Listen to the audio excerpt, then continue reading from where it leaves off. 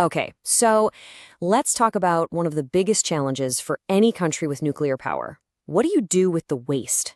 Today, we're diving into South Korea's plan for 2026. They're calling it a quantum leap, which is a pretty bold claim. So we're going to break down what that actually means and, why it's such a big deal. First things first, you need to understand the sheer scale of what we're talking about here. By the end of 2023, South Korea was sitting on, get this, over 156,000 drums of low and intermediate level radioactive waste. I mean, that is a huge amount of material.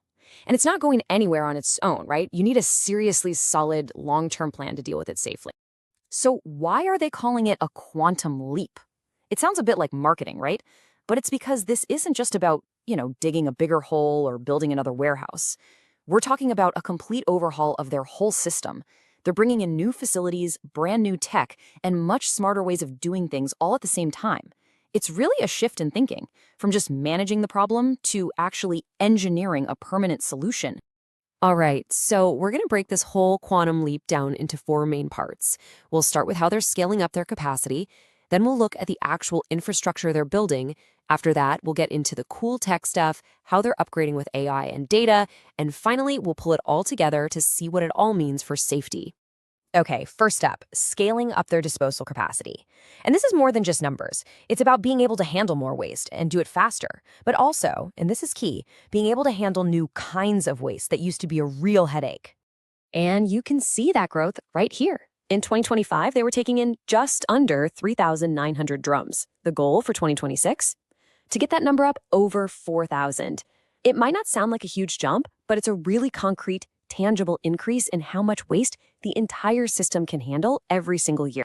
Yeah, and that 4,000 drum target is so important because it's not just about taking waste in the door, it's about final disposal. The whole idea is to get to a point where the system is balanced, where the amount of waste they're putting away for good is the same as the amount coming in. That's how you stop a backlog from ever building up again. But like I said, it's not just about bigger numbers. It's about being more versatile. A huge part of this new plan is bringing in new container tech. Take this PCHIC 860L, for example. This thing is a specialized container, super high integrity, and it's designed specifically for those tricky waste streams. Think contaminated filters or resins, stuff that was really tough to deal with before. So this isn't just about expanding capacity, it's about expanding the system's actual capability. Okay, let's move on to the actual bricks and mortar, or, concrete and steel. You can have all the capacity you want, but it's useless if you don't have the facilities to back it up. And 2026 is shaping up to be a massive year for construction and getting new sites up and running. And check this out. It's pretty incredible. They're basically juggling three major phases at once. They've got one huge facility that's just starting full operation. At the same time, they're breaking ground on the next building. And while that's happening, they're already submitting the permits for the one after that. It's this amazing simultaneous process of finishing one thing, starting another, and planning for the future all at the same time. And each of these new buildings has a really specific job. The new analysis center, that lets them verify the waste themselves, in-house, which is a huge deal for public trust. The inspection building is basically a smart fix for logistics.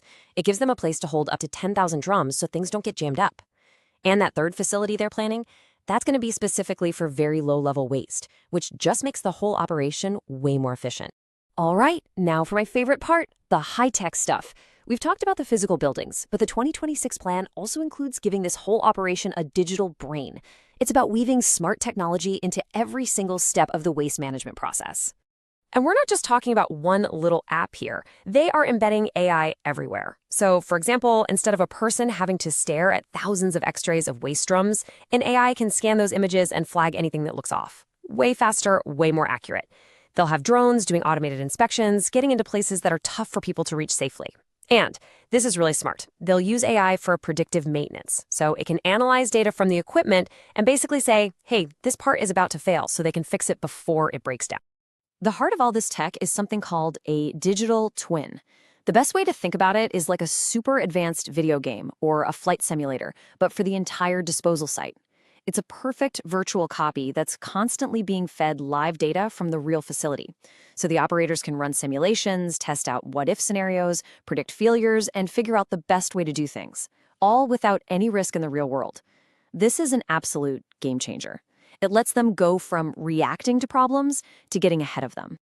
So, what's the point of all this? All this money, all this new construction, all this fancy tech? What does it all add up to? Well, it's all driving towards one single goal: creating a system that is safer, more transparent, and ultimately more trustworthy for the long haul. And this quote from their plan really sums it up perfectly. They want to build a seamless management system. The key word there is seamless. It's about being ready not just for the waste they have now, but for the waste that's coming down the line, which is going to be more varied and in larger amounts. Every single thing we've talked about is just one piece of fulfilling that promise. So when you look at it all together, South Korea's 2026 plan is just a seriously ambitious leap forward. They're combining more capacity, better infrastructure, and incredible intelligence. It's really setting a new standard for what a modern proactive waste program looks like. But I think the most important thing to remember is that this isn't the finish line. It's a new starting line, which kind of leaves you wondering, right? If this is the quantum leap of today, what's the next one going to look like?